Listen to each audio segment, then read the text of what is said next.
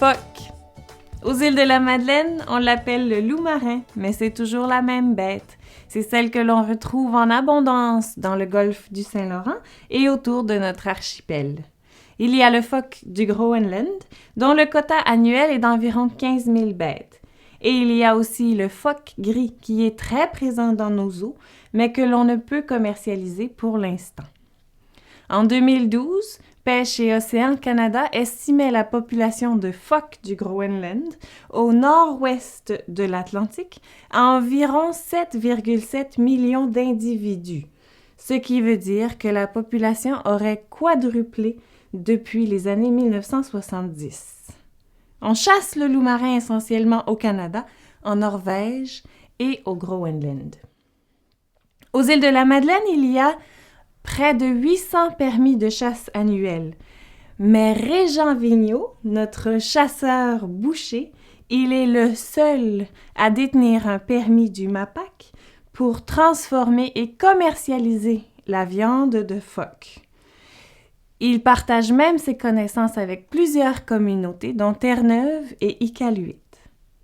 Régent chasse et travaille avec la viande du loup marin depuis le début des années 1980. Mais il prône la philosophie d'utiliser toute la bête en entier, c'est-à-dire aussi la fourrure, le gras et le collagène. C'est à la boucherie Côte à Côte que Régent met en valeur cette viande très savoureuse, nutritive et bien entendu sans hormones de croissance. Vous avez le tableau nutritionnel sur le site.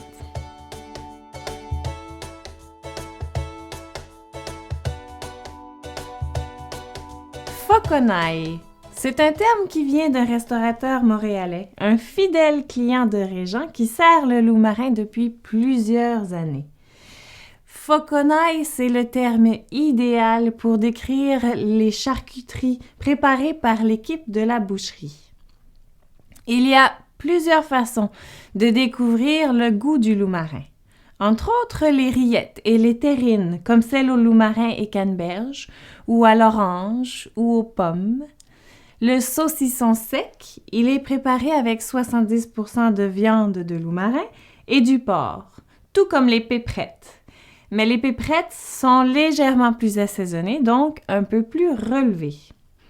Régent confectionne aussi des saucisses maison au loup marin et des hamburgers. La viande fumée de type smoke meat, elle est marinée dans les pommes, donc elle a un petit côté sucré. Et voilà toutes des belles introductions à la viande de loup marin.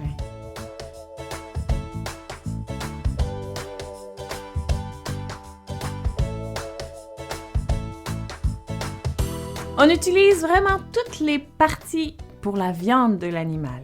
Il y a les méniches, qui sont les pattes, qui sont excellentes en braisé, comme un bourguignon. L'huile de loup marin, on l'utilise pour faire une pâtisserie de nos ancêtres, les croquignoles, qui sont en fait un beignet frit dans l'huile.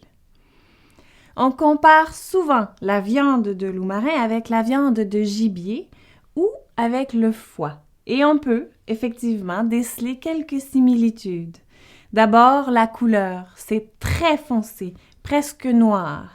Et aussi, le goût ferreux de la viande sauvage. C'est une chair très tendre et elle est un peu plus goûteuse que le bœuf, par exemple. Par contre, il n'y a pas de goût de poisson.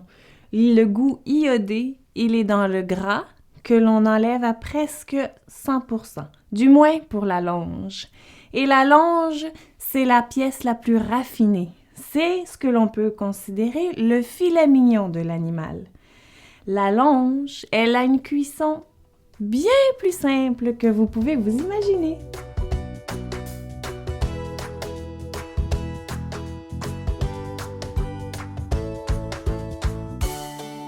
La viande de loup marin, c'est un produit de luxe parce que difficile à se procurer. Alors autant bien apprendre à le cuisiner. Le filet ou la longe, c'est la même chose. C'est très apprécié dans une sauce, par exemple au chocolat ou à l'orange, une sauce qui sera sucrée. L'important, c'est de ne pas trop cuire la viande parce qu'elle est maigre. Donc, elle a tendance à sécher. L'idéal, c'est vraiment de le servir rosé, voire même saignant pour en conserver tout le jus et toutes les saveurs. La première étape pour la cuisson de la longe de loup marin, c'est d'abord faire fondre un corps gras dans une poêle chauffée à température élevée. Ici, le gras de canard donne des résultats très savoureux. Ensuite, vous allez déposer votre pièce de viande dans la poêle et la saisir jusqu'à coloration. 2-3 minutes de chaque côté et vous faites tous les côtés. On enfourne le tout dans un four préchauffé à 400 degrés Fahrenheit ou 200 degrés Celsius, environ 5 minutes. On veut que la chair soit ferme sous la pression des doigts, mais très tendre.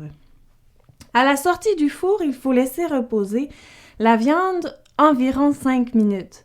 Donc, pendant ce temps, dans notre même poêle, on va préparer la sauce. Il s'agira donc d'y faire déglacer la poêle avec soit du miel, un fond de veau, un sirop. Ça peut être un alcool aromatique, idéalement sucré. Et vous allez laisser réduire tout ça pendant 5 à 7 minutes. Au moment de servir, on tranche notre viande en aiguillettes, déposée dans l'assiette de service, salée, poivrée, nappée de sauce et servir. Pour la sauce, vraiment, c'est votre imagination qui vous guide. Vous pouvez utiliser des canneberges, des agrumes, des cerises. Ça peut être le chalin, un vin de type Porto du Barbocheux, ou encore une herbe fraîche telle que le romarin. La sauce, vous la faites avec les ingrédients que vous aimez.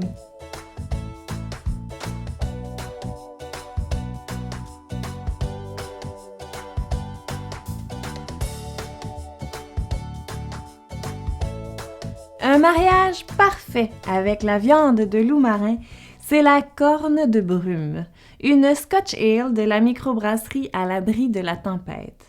Elle est légèrement sucrée, avec une subtile amertume, des notes de fruits rouges, de caramel, de chocolat, qui mettront de l'avant le côté gibier de notre viande, d'autant plus si elle est apprêtée dans une sauce sucrée. Un autre produit de la microbrasserie, c'est la Cormor, un vin d'orge fumé au fumoir d'antan. Très intéressant parce que c'est fruité, très aromatique, ce qui ira très bien avec notre viande, très savoureuse.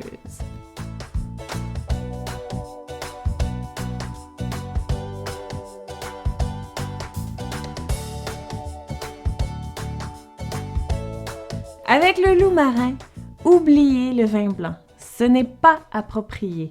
Il vous faut un vin rouge corsé avec des tanins bien présents qui vont enrober les arômes puissants de notre viande afin de créer une belle harmonie. Cherchez donc un vin de couleur rouge intense avec des arômes puissants.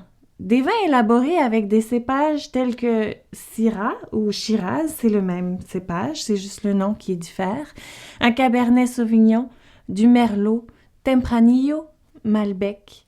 Alors, je vous suggère un Shiraz de l'Afrique du Sud, un Cabernet Sauvignon du Nouveau Monde, un Cahors de France qui est élaboré avec du Malbec, aussi Tempranillo d'Espagne ou cherchez la Carmenère. C'est un cépage très puissant qu'on utilise de plus en plus en Amérique du Sud, entre autres en Uruguay. Alors, santé!